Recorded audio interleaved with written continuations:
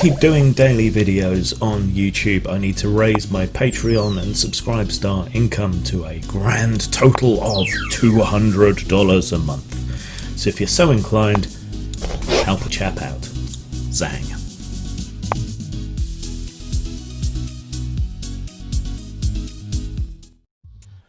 Hello all. I want to get back to reviewing some game material and so on. I have a big stack that needs to be reviewed.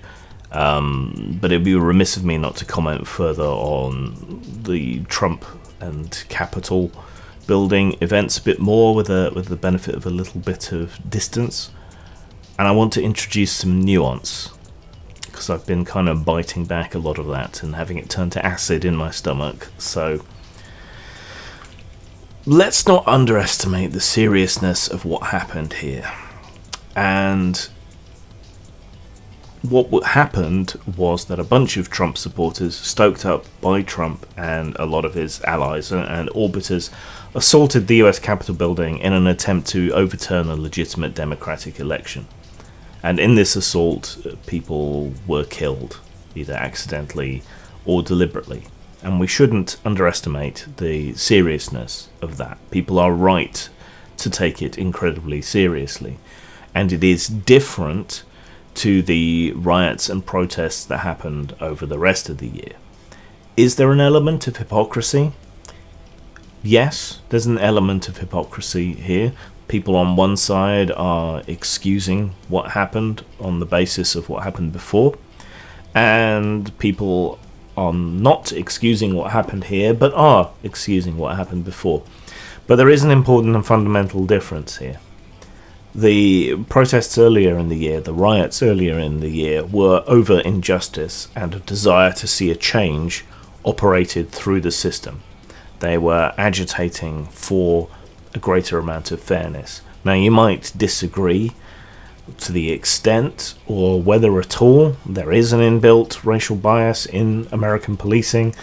Statistics don't seem to completely back up that idea. There are other confounding factors such as poverty and so on, which are possibly more important. But you can't really argue that the motivation was bad. To an extent, you can make that argument for the people who assaulted the Capitol as well, in that supposedly they're protesting what they see as a corrupt and stolen election, and if it was corrupt or stolen, then you could understand why they might do this. It might help you understand, if not justify, the violence. However, that claim has not had any standing at any point. There is not even enough evidence to justify having a trial or a legal examination. There's just hearsay and rumour and nonsense, and even the few bits and pieces where it seems that there were mistakes or something was a little bit dodgy, there's not enough there to overturn the result of the election. And this has gone before Trump appointees, Trump's political bedfellows and so on, and they've still rejected it. So while the action may be similar or the same, riots, violence, destruction, and so on, the target is different. This is an assault upon both the symbolic centre of democracy and the actual centre of democracy and the institution of democracy in the States. So there is an important difference when it comes to motivation and target, if not action.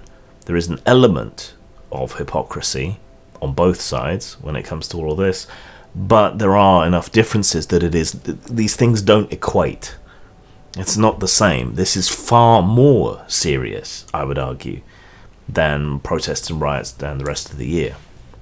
Of course, people are taking this as a sort of endorsement of every extreme position that they've ever held about Trump or expressed about Trump, or even some people trying to drag Gamergate into all of this yet again, which is nonsense.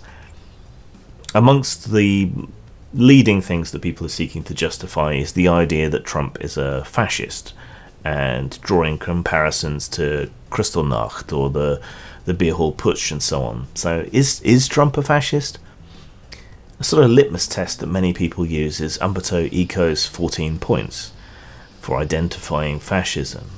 which include traditionalism, a rejection of modernism, a cult of action, where disagreement is treason, there's a fear of the different or the other, an appeal to social frustration, obsession with a plot or conspiracy, where the enemy is both strong when you need it to be strong for your rhetoric and weak where you need it to be weak for your rhetoric, where pacifism is bad, where there's a contempt for weakness, where anybody and everybody can be a hero, where there's an obsession with machismo and weaponry, where there's a selective populism, where this one particular sector of society is all important and their views and their support is all important, and the creation of new speak, new language, new terminology, new ways of talking about things.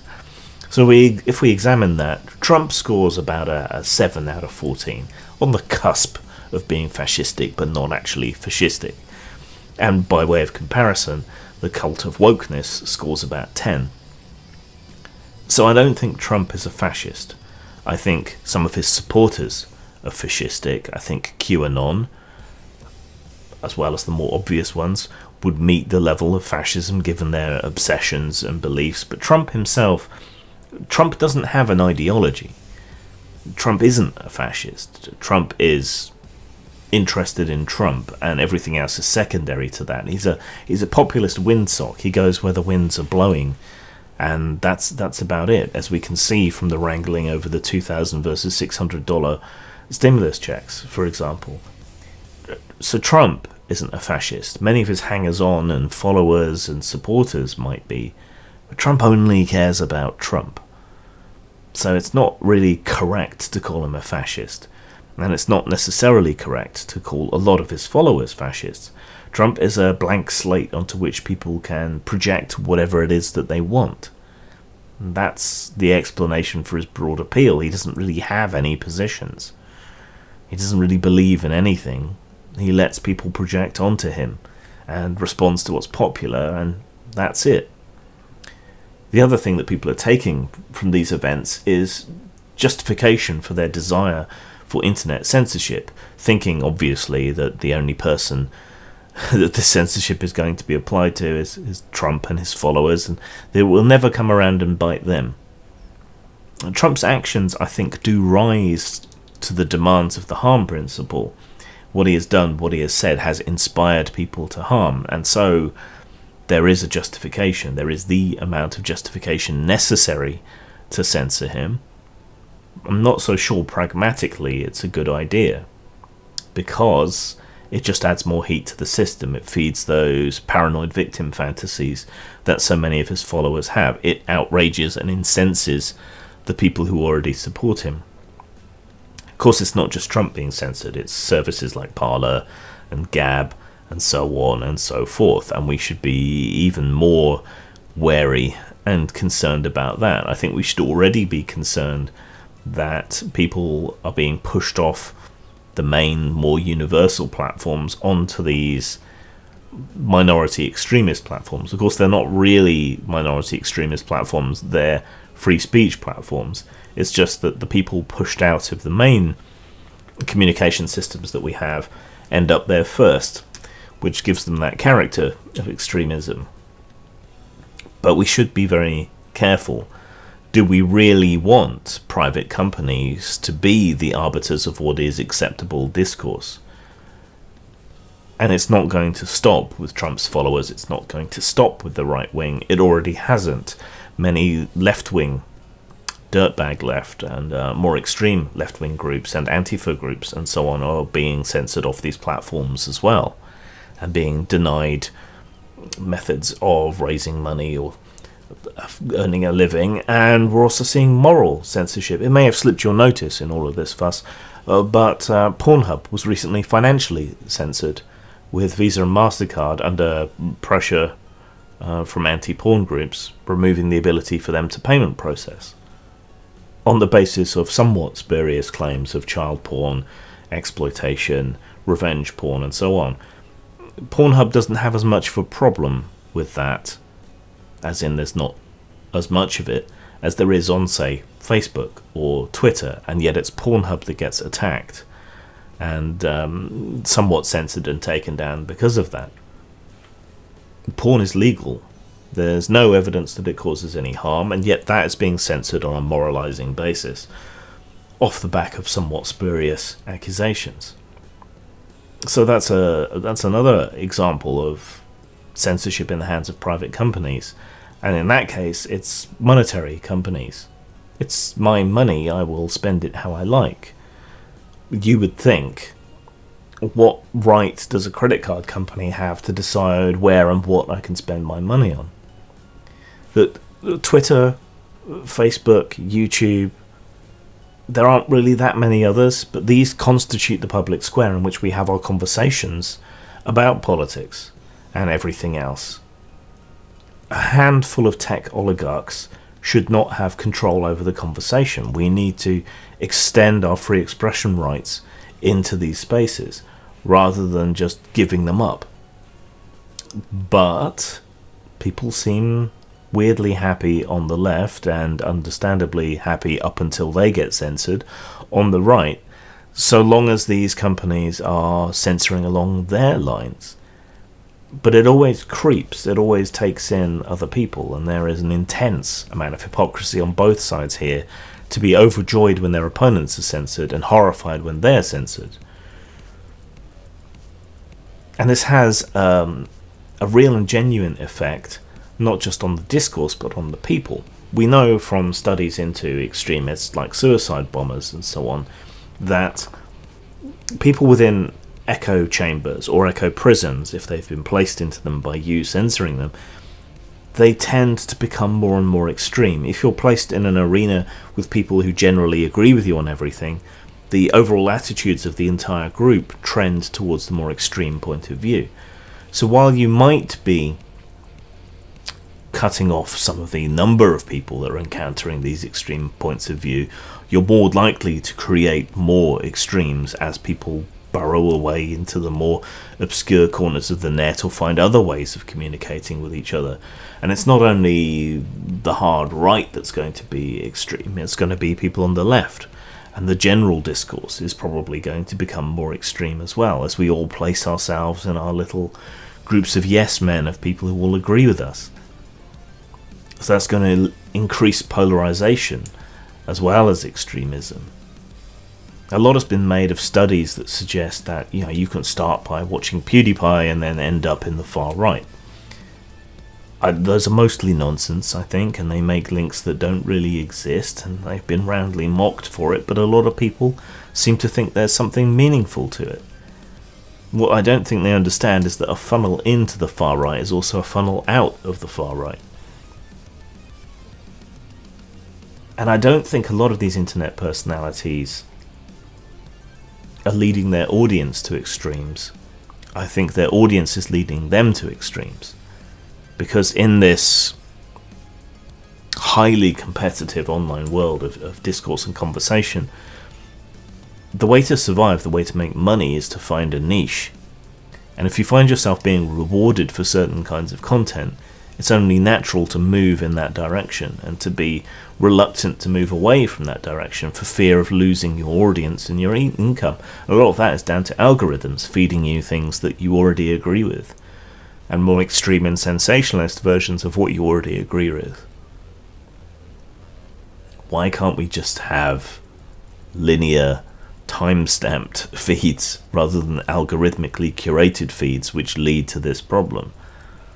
Again, this is a problem with commercialism, with capitalism, you might say, and with these communication companies being in such control and relying so much on advertising and engagement for their income. And censorship always comes around and bites you on the arse, whether it's denying people who make adult entertainment a living, or also censoring left-wing extremes, and the screaming will start when that happens again. It already is happening. Worst of all, none of this deals with the underlying problems. Trump is the result of Obama's failure. Obama campaigned on a populist platform that he was going to make some real and genuine change in the way that the American government operated, and on that basis he got an enormous amount of support, which he didn't deliver on. And then Trump was a reaction to that, promising to deliver on this, and he didn't deliver. But a return to the centre, to boring normalcy in the form of Biden, isn't any sort of solution to that. There's still that hunger for change, that desire for change there. So you can either have someone after Biden who will bring genuine change in one direction or another at a manageable level, or you'll get another extremist, another Trump, but a competent Trump. We have a similar situation here in the UK, but our political system is so utterly hidebound and frozen and static that there isn't really any hope of moving against the problems that we have at the moment. And if you can't move at a reasonable, desirable level with change, then eventually things snap and you get violent, dangerous, extreme, radical change, either far left or far right. So you've got to deal with these issues. You've got to deal with these problems. You've got to fix them. That's better done through gradualism than it is through revolution. But neither system seems capable of delivering on that. So things are likely to get worse before they get better. At least in the medium term. Zang. It's been called misogynistic, racist, a hate group, reactionary. It's been blamed for Trump, for keeping women out of games and technology. None of this is true. If you want the real story, then you need to buy Inside Gamergate.